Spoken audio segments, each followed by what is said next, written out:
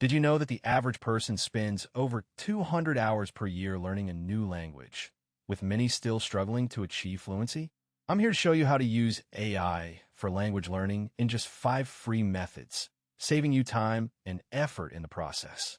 By the end of this video, you'll be able to create your own personalized language learning plan using AI tools.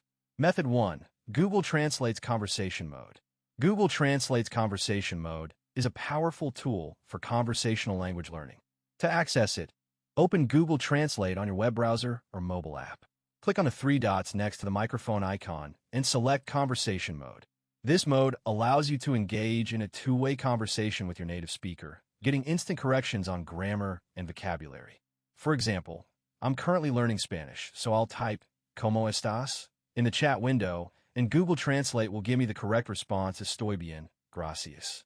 I can then respond back to